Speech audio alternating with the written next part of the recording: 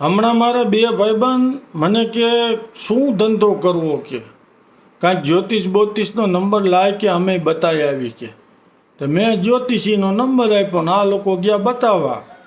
જન્માક્ષર બન્માક્ષર બતાવ્યા તો જ્યોતિષ કે લાવો હાથ જોઈ દઉં કે હાથ જોયો આમ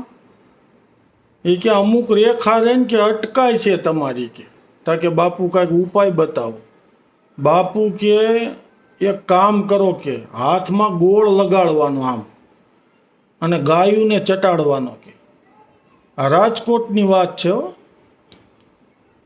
તે શું આ તો બે જણા અહીંયાથી બાઇકમાં નીકળ્યા ને વાતું કરતાં કરતાં કે મારા ઘર પાસે કે ઓલા રતાભાઈની ગાયું ઊભી રહેશે કે અને કે હું એને જ ચટાડીશ ગોળ કે એ રાજી ગાયું રાજી ને બાયું રાજી કે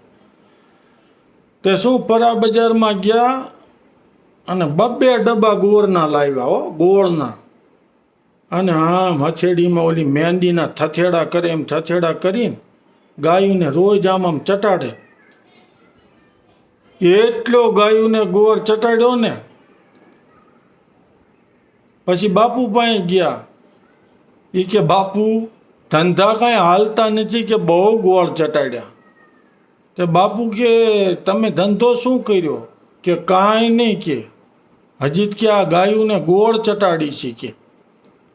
તો કે કાકા કાંઈ ધંધો કરવાનો હોય નકરો ગોળ ચટાડવાનું મેં ક્યાં કીધું તું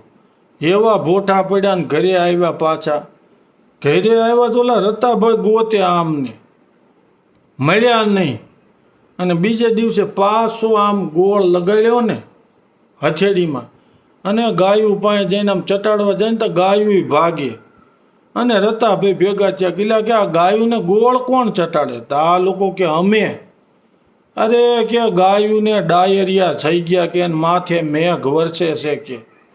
આમ ગા ઊભી હોય ને કે ઓલો નળ ખોલે ને એમ જવા દે સડડાટી મારે કે અને કે બૈરા લપટી લપટીને પડે